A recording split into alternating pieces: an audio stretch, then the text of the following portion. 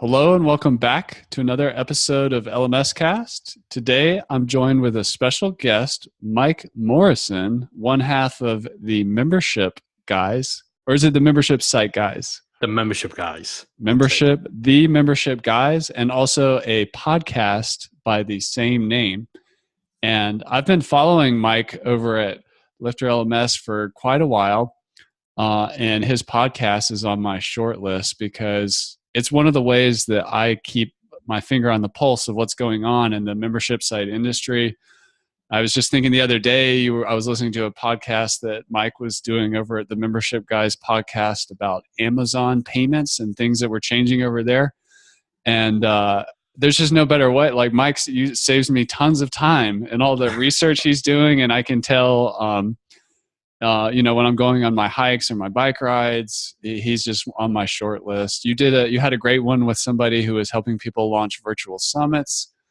And I had noticed that was an emerging trend, and Mike did kind of a deep dive on that topic. So I would highly encourage those of you listening to check out the Membership Guys podcast and the membershipguys.com.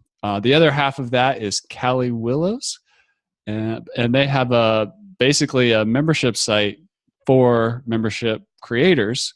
So it's a little meta, just like we have some courses about creating courses for, more different for selling software or whatever, but we're kind of both in that meta category of teaching about teaching about a specialty that, the teaching is the specialty. So it's just really interesting. But Mike, thank you for coming on the show. And can you kick this off and help just cut through like a laser? What is the difference between an online course, a membership site, and a learning management system from your perspective?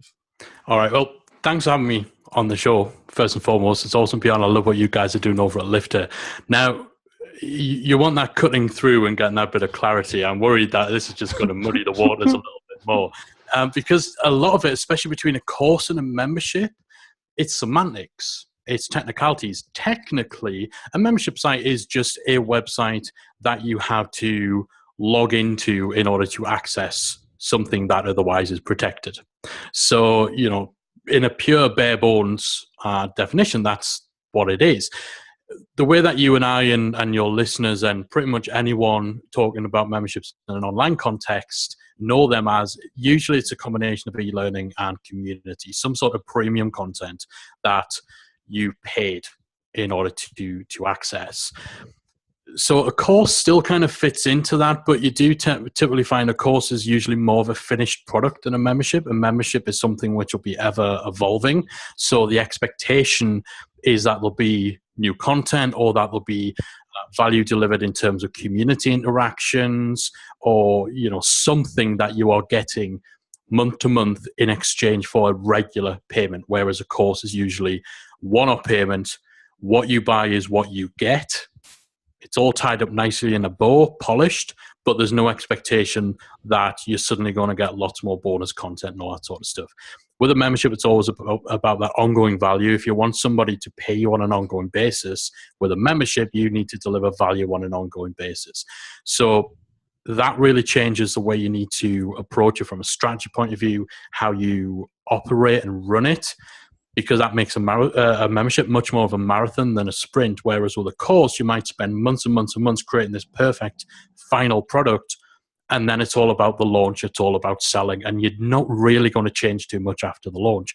With a membership, when you get that initial sale, then the work starts. Then you've got to get members, then you've got to keep those members, and you're going to keep them for months and years to come. And that means content, that means access to you and the community, that means maybe a little bit of coaching, and that turns it into much more of a long-term business. An LMS, I would say, kind of almost sits outside of that conversation. It's the vehicle, it's the tool that makes the delivery of the content part of your membership better or more optimized. So, you don't just want to dump people into this big repository of content and leave them to it. You're going to want to have some structure. Maybe you're going to want to control the pathway somebody takes through that content. That's where having an LMS and being able to really fine-tune the member experience so people don't get overwhelmed, so people are kept on track, so people are actually getting a result, that's where, using great tools like LifterLMS come into it, because they let you create the best kind of learning experience, whether it's a course or a membership site, as you possibly can, and a one that best serves your member or your student. That is very well said. I appreciate that. I can tell you've been looking at this topic for a long time. I blacked out for a moment there, so I have no idea whether that's any good or... No, that's very good. I'm probably going to transcribe that and use that later myself in a blog post. So thank you. Let me guide the laser a little bit and go to a really targeted question at the intersection of courses and memberships. With LifterLMS, we have a membership functionality which is designed to sell course bundles, like multiple courses at once. So you could basically buy a course a la carte, or you could get the gold membership or whatever you call it that has 2, 4, 100 courses in it. But the other purpose of a membership in LifterLMS world is to create a package or a vehicle to sell the course plus something else. That could be access to a community, could be access to the whoever the leader is. It could be access to an event. Like, what are some just spitball brainstorm ideas? What kind of components could people add to a membership that included a course that's kind of outside of the course, but adds a lot of value and potentially adds the ability to really charge that recurring revenue? That's a great question, because I think one of the biggest mistakes we see people make with memberships is getting too tied up in the content. It's not just about the content. People will join a membership for the content, but they'll stay for things like the community. And so, that ongoing value we talk about, you don't just want to be giving people course after course after course. Maybe you've got a membership where it's not necessarily a course, perhaps it's downloadable checklists. Again, you don't just want to make it so every single week there's more stuff. A membership typically comprises the 3 C's. You have content, you have coaching, you have community. That coaching can be direct, hands-on, actual one-on-one group coaching, or just coaching by means of an online forum or a community or something like that. The content side of things, that's also where you get a bit creative. Again, people think content, they think it's got to be long-form videos or educational videos. It's got to be guides. Things like worksheets, things like checklists, things like processes that you could import into, all these different project management systems, things like downloadable, editable files, like if you've got a design membership or something like that. These kind of resources that are real practical, they deliver far more value in a lot of cases than a typical traditional educational course would be. And again, I tend to try and steer people to thinking not about content, but instead of thinking about deliverables. Because content has too many connotations of, like I say, it's video, it's text, it's imagery, it's audio. Think about deliverables. What can you deliver to your members? Typical content might be that. There might also be things like live Q&As. It might also be things like perks and discounts. So you can go out there and hustle on behalf of your members for exclusive discounts on stuff they're already paying for. I mean, if you think about that, if you're charging $50 a month for a membership, but you can score member-only discounts, that could potentially save somebody more than $50. It then becomes kind of revenue neutral for them or cost neutral for them, and that becomes a no-brainer. So even if they're not getting any value from the course or the community, they still have a reason to stick around because you've gone out there and you've got discounts. Get a good balance across different types of deliverables. Really understand that not everyone's going to join for your courses. Not everyone's going to use your community. Not everyone's going to, take up your member perks or discounts or download your files. Different people are drawn to you for different reasons, and there'll be different things that make them stay. So getting that balance and varying the kind of content you're offering in your community, I think, is key to reaching as much of your audience as possible. That's awesome. And can you just lay out the 3 C's again? Content, coaching, community.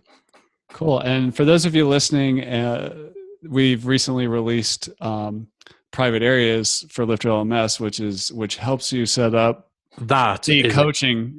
That is a killer feature, by the way. Like we test all the plugins on the market, all the systems on the market. Private areas for students is an absolute gold star kind of feature. Like it's ridiculous. Like you guys don't know how lucky you are getting this stuff. That's I'm not being paid for this, by the way. That seriously, that is an awesome feature.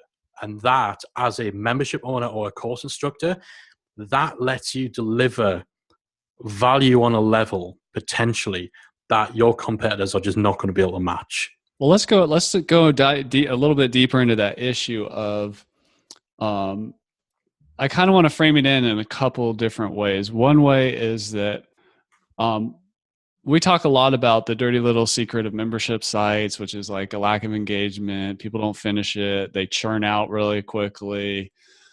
They may have all this lackluster around a launch, and then it just kind of peters out. But so basically, we like to, at LifterLMS, if you could sum it up in one word, it would be engagement. And that is all about, I mean, the internet marketing and the sales is important. And we're not saying that's not important. You still have to do all that stuff, but we want to focus our value much more on the results. As long as the student or the member is getting great results, that's what matters the most. It's not necessarily the conversion optimized course sales page or membership sales page, which is also important.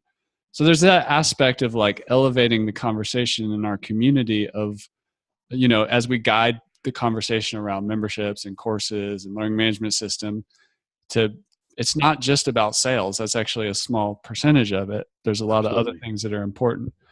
But what do you see as, in terms of coaching, it's a little bit counterintuitive because we're often learned in more of a pop culture online business sense. Let's say something like the 4-hour work week, and a lot of sites that are out about affiliate marketing or passive income and these types of things, that we want to automate everything. But coaching is like against that. I mean, and the way I say it simply, which these aren't my original words, is that it's important to do some things that don't scale. So if you're coaching, maybe you have a cheap course, but the course plus the private coaching, that's really valuable. But it also is going to require the site owner to invest their time or build a coaching team or whatever. But how do you, when you talk about advising people on adding coaching or not, like how do you frame in the conversation and the opportunity? Yeah, well, there's a few things there. First, nobody works a 4-hour work week. Not even the guy who wrote 4-hour work week. So this is a mentality people need to put aside. And if you're looking for passive income, again, passive income is very rarely actually passive. So anybody who has got visions of kicking back on a beach somewhere, sipping cocktails in the hammock as the money rolls in, you need to go bark up another tree, because memberships, online courses in this world is not for you. So that is important, and I'm so glad that we kind of preface it with that, and especially as we talk about engagement and retention being more important than sales. But it is a very good point about managing your workload. You know, the best thing and the thing that I love about memberships is you get to set the pace, you get to set the rules. If you're listening to this thinking there's absolutely no way I have room in my business or my life to give one-on-one attention or give any form of coaching, good news is you don't need to. Like it's not like there's 10 elements of a successful membership that you absolutely have to have in place, and if you don't, it won't be successful. You get to build your business on your terms, as long as you're accurately representing what your membership offers on the front end, then that's fine. As long as you're not telling people they get direct coaching or direct access and they're not delivering it, it's fine. You don't have to do it if it's not something that fits. But in this world of increased automation that has ramped up over the past couple of years, now you've got Facebook bots and you've got all this sort of stuff, a little bit of a personal touch, even just a tiny little bit, goes a very, very long way. Coaching doesn't have to be one-on-one. It doesn't have to be, here's an hour of my time every week. It can literally just be once a month.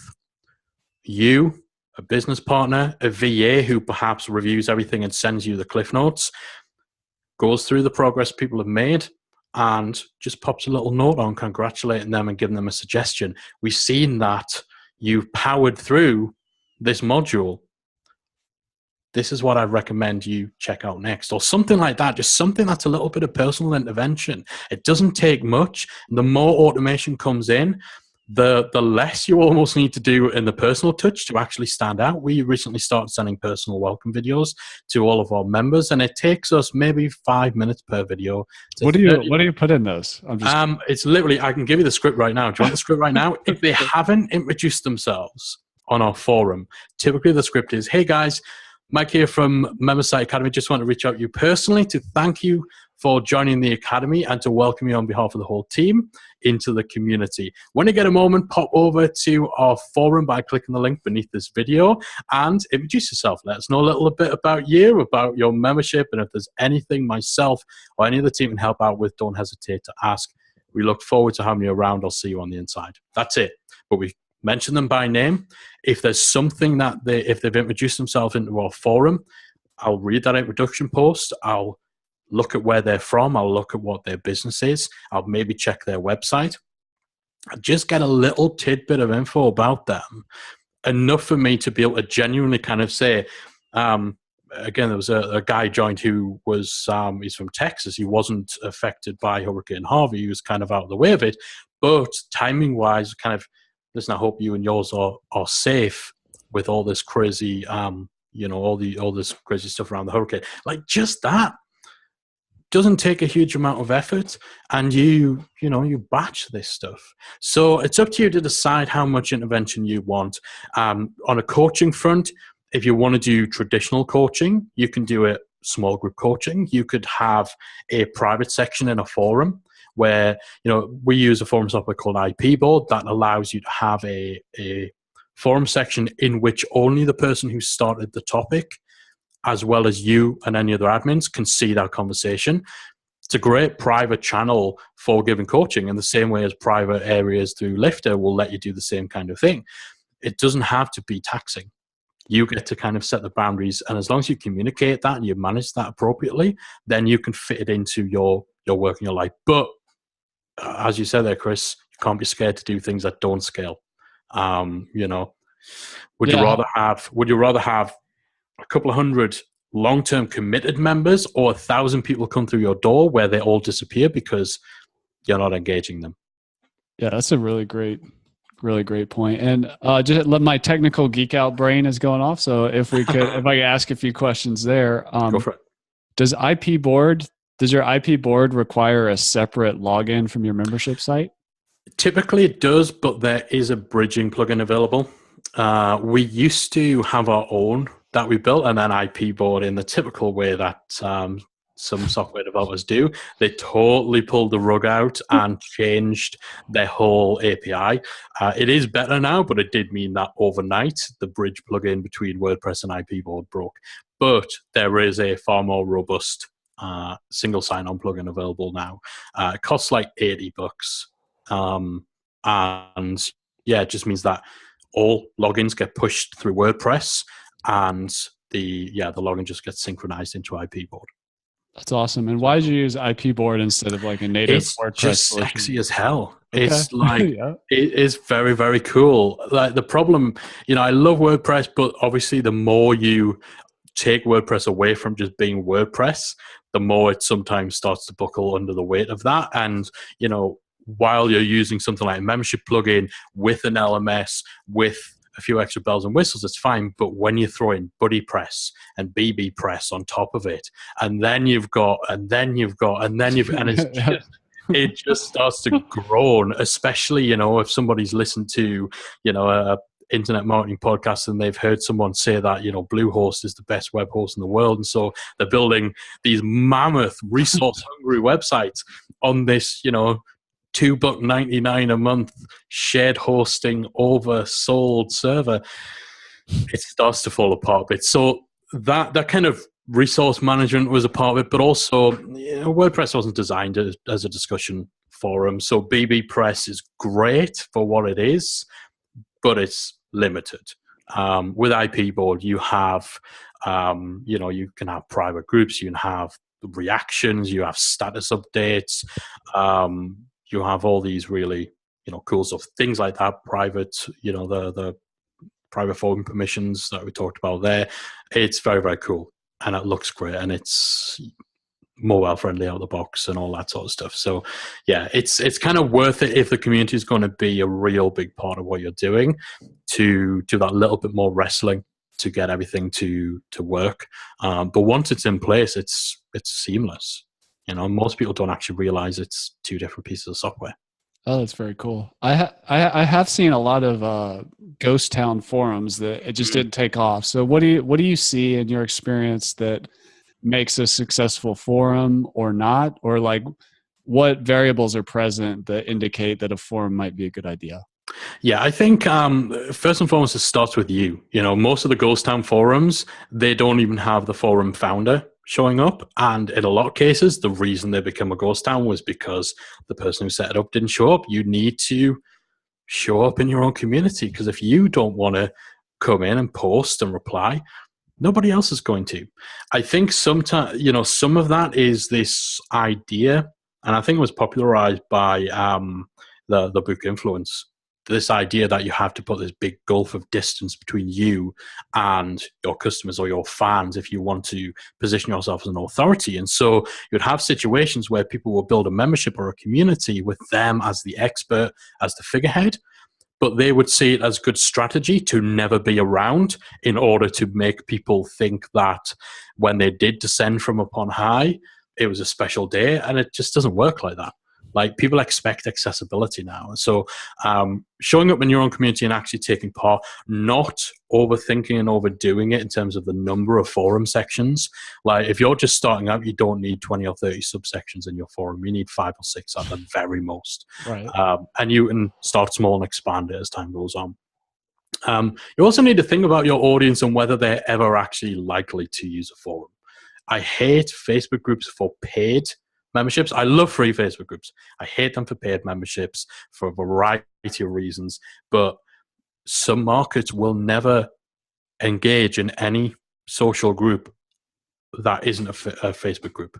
So in some cases, you have to bite the bullet and go with that. If you've got a membership that targets busy working mums or busy working dads, then it might be that you'll never get them out of something like a Facebook group. You might need that convenience from a Facebook group. I would also say you need to not treat your community as something that is separate as one of 5 sections in your membership. You need to find ways to thread it into everything you do. So for every course you set up on your main kind of content portal for your membership, have a link to a discussion area. It may be a discussion topic or maybe a whole section of your forum, so that accompanying every single lesson of a course, there is a call to action. If you have any questions, you want to discuss this, click here, and it takes them into the community. Maybe do some things if you're bringing in guest experts to do workshops or live training for your members. Allow members to submit questions in advance, but only allow it through your community. Maybe even bringing guest experts to do kind of a Reddit Ask Me Anything style session that only takes place in your community. So finding ways to make that community an integral part of the member experience, working it into your onboarding, making sure that the first 4 or 5 things you ask people to do include set up your forum profile, introduce yourself, start a coaching log or a journal or something that locks people in. And then finally, don't ignore or don't overlook the attraction and the benefit of having non-topic discussions. So much easier especially if you've got like a business membership. It's so much easier for someone to weigh in with their opinions on the latest episode of Game of Thrones than it is for them to weigh in their opinions on what they think the Bitcoin market is going to do or something like that. Have that low-hanging fruit, easy content. What was the last film you saw? What book are you reading right now? When was the last time you bought a CD? That sort of stuff. That can just get people to break the ice and get over that hurdle of actually making a post. And then finally, sorry, this is going on a little bit, but I want to get this in here as well. Level your expectations, because we talked about engagement typically being lower than you might think for memberships. With a community, you have this rule of thumb rule. It's called the 10% rule, which is where only 10% of your members on average will actually participate in a community. 1% will be power users. These will be the guys who show up every day, multiple times a day. They start conversations. That's 1%. 9% will be people who maybe show up a few times a week. They don't ever really start conversations, but they'll reply. The rest either don't show up or, and don't overlook these guys, they show up, they consume, they get value, but they never post, and you would never know that they're there. So just have the right sort of expectations about the sort of the sort of engagement activity you're going to get. If you've got 100 members, you're maybe only going to get 9 or 10 people actually posting, and that's fairly standard.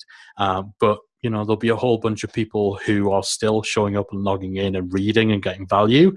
They're just not speaking up. That's awesome. Well, let's do a brain dump a little bit, because we're kind of transition from coaching to community. Just to throw some brainstorm ideas out there.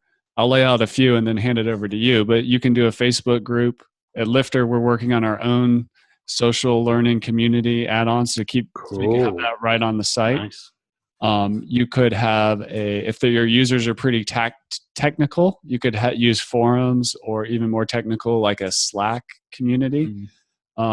You could do some kind of virtual or in-person live events. But what are some other community ideas that people could add to their membership? I think you've kind of covered the majority of them. I think live events are the ones that get overlooked. What is that?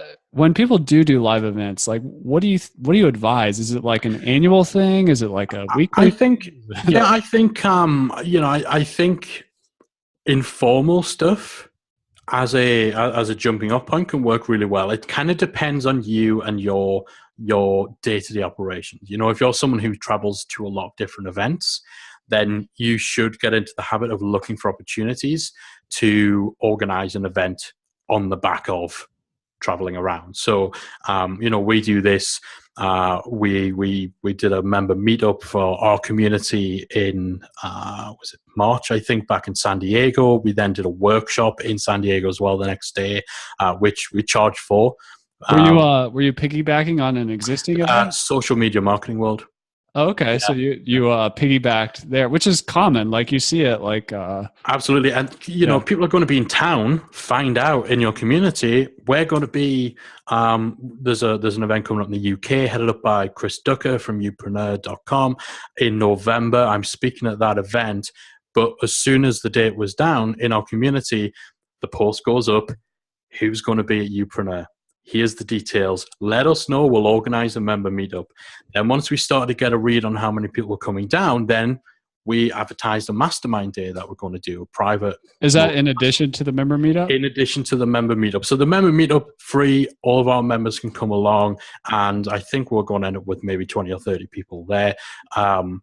Next day, we've got a 6-person private mastermind that people have paid for, that we give first dibs on that to our members, and they got a discounted discount rate than the public did when we opened it up to the public. So again, just find ways of tying in the online, the offline. If you can piggyback on other events, it lessens the travel workload for you, because if you're going to conferences and stuff like that anyway, but it also increases the chance that you will have people around. Sometimes there's not. I was at Podcast Movement in LA. It was in Anaheim just a couple of weeks ago, and we had members in town, but most of the members were speaking at the event, and there were 1,000,001 things going on. So we didn't bother doing a meetup, but I still went out my way to go to see those guys who were members, to get a picture, to tweet, that kind of stuff. So don't discount the offline side of things.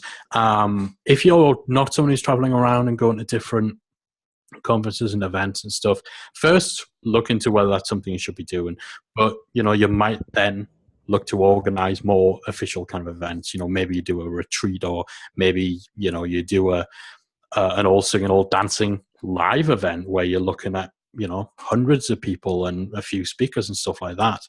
But if you can, start small, just little gatherings. Like my favorite member meetup was Chicago, just going and grabbing deep dish pizza for literally the first time with a bunch of our members. And they got their most out of it. I mean, they bought my pizza, but they got their money worth because they grilled me for like 4 hours, which is how long it took me to shovel my way through. Those pizzas are big, man. But yeah, they grilled me for 4 hours on everything membership related. But, you know, they loved it.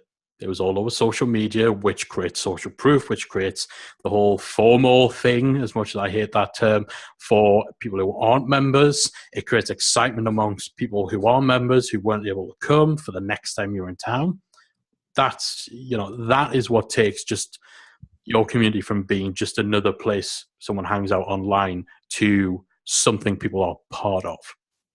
That is very cool. And just to get like super detailed, what are some ideas for a member meetup? You could do a meal. You could do like drinks. Like what else could you do? I think you could meet at a co-working space. Yeah, you can do a co-working space. There's I don't know if you come across the guy's podcastwebsites.com. It's a good friend of mine, Mark Asquith. He was he might be the episode or two before you. Awesome. I love Mark. Mark's very, very cool. They just did a big member meetup at Podcast Movement in Anaheim because naturally it's a podcasting event. They you know, that's their crowd. And they went bowling. So they had like 70 or 80 people, and they'd hired out half of a bowling alley in Anaheim. And they got some drinks, they got food, they had it catered, and yeah, everyone had a good time. And again, that's what people were talking about for days after. I think it was the night before the event kicked off as well. So again, people were fresh, just feeling good that they were fresh. They were feeling good that they were meeting up other people for the first time. And of course, the whole podcast website's brand was elevated from it because everyone went home with t-shirts and with podcast website fidget spinners and all that. So literally sitting with 3 or 4 of these things around me on my desk to show you how well it works. But that sort of stuff, you're probably not going to, if it's in the early days of your membership, again, it might be too much, you know, in terms of expense, in terms of size, but just kind of think of something fun to do. Don't make it too official. Don't make it too, make it something you would want to go to. Another thing I would say as well on the community side of things, and this possibly ties in, this isn't going to be possible for everyone, but if you can come up with like a name that people in your community can refer to themselves as, a collective label, some brands just don't fit. Like our membership is Member Site Academy. There's nothing cool or catchy you can derive from that. Like, we keep trying to think of a name, but you have guys like Screw the 9 to 5, Jill and Josh Stanton. Their members call themselves Scroopies. You have... I was just on the Entrepreneur on Fire podcast, and they have the whole Fire Nation. Fire Nation, yeah. That sort of thing. Give someone something they can identify by, and they will identify by it, and as a result, they'll feel more part of something. And then you can bring that into your meetups and stuff like that. I think the Screw guys, they do their meetup things they do are like Scroopy house parties. They literally just rent an Airbnb, get a whole load of booze, and they get everyone together, and it works. That's awesome. I've seen people in the LifterLMS Facebook group calling themselves lifters. And awesome. It just happens naturally sometimes. Love it. So, well, that's super cool. I feel like we could go on and on forever, but a few more things. You and I are both podcasters. And for me, it's over time, it makes me a better presenter, interviewer, more comfortable on camera. I slowly improve the technology I'm using and that kind of thing. But I'm more like on the software side, but you have the Member Site Academy, which I would encourage, or the membership. Say the name of the membership. Membersiteacademy.com. Membersiteacademy.com. And podcasting is a part of what you do, and you create so much great free content, which I really appreciate. When do you recommend podcasting as a kind of a free content channel, a networking channel, a way to add value and build community? Like, how well has it worked for you, and who do you recommend try it, or how would someone even run a test to see if they want to do the podcasting thing? I would do it from day one. Like we did. You know, we ran a digital agency. How long ago was day one for you? Just over, actually 2 years and 3 months ago, roughly. 113 episodes ago. That's an easier one for me to remember as of today. So, we did it from day one. You know, we ran a digital agency for years before planting our flag and essentially embracing the whole the Membership Guys brand. And so, one second, was your digital agency focused on membership sites? It didn't start that way. And that's how we got into memberships. I just want to acknowledge a similar path for me. I ran an agency and we built a lot of stuff, but then we got really into memberships and online course sites. So it's exactly what happened with us. You know, gravitating towards the kind of stuff that we enjoyed the most, but also the stuff where we were seeing the best results for clients. You know, and that's part of why we enjoyed it. You know, on the strategy side, the marketing side, and doing the tech side as well. Obviously, helps because that can be a big differentiator. You know, if you can advise someone on a killer strategy and show them how to get their website to behave, like, that's awesome. But yeah, so when we pivoted in terms of moving away from working with clients to going broader and putting out content and doing the podcast was one of the first things we did. We started with a blog, podcast, and a YouTube channel. The YouTube channel never quite found its legs because it was the one that we were less suited to. I think, I've done a bit of internet radio in the past, so I can sit behind a mic and I can just shoot off and create something that maybe a handful of people might want to listen to. So that was day one for us. I think even if you're not as comfortable behind a mic, push yourself to do a podcast, because I think especially if you're doing memberships, it creates better members because these people are coming in. Are you talking about a free podcast? Yeah. Not a members only podcast. Yes, sorry, yes. So do a free podcast in terms of the content you're putting out to build that credibility, build that expertise. Most memberships are centered around some form of figurehead who is seen as an authority. And, a podcast is a great way of building that authority and establishing that credibility. But more importantly than that, it establishes your voice and it gets that whole like, know, trust factor in place, because people get a sense of what you're about. They get your personality. If somebody can't make it through 2 episodes of my podcast, they're not going to make it through the 30 plus courses we have in our academy.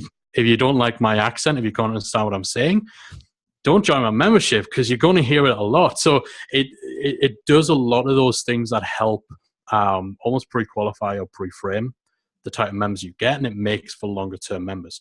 We also found very early on that consistently from people who we didn't already have in our audience, the podcast gave us a whole new dimension of discoverability.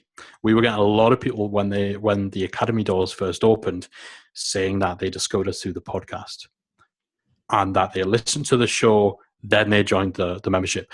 Other people, it was, I joined your Facebook group and then I saw a blog and then, I came in this webinar, I did this challenge. A lot of other people, there was a lot of multi-touch marketing going on.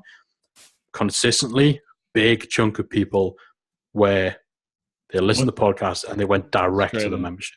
Yeah. Interesting. And it's still, it's on so many different fronts as well. Like in terms of just being an inroad to connecting with influencers, we've had pretty much all the big names in our space on the show, like in terms of online marketing space.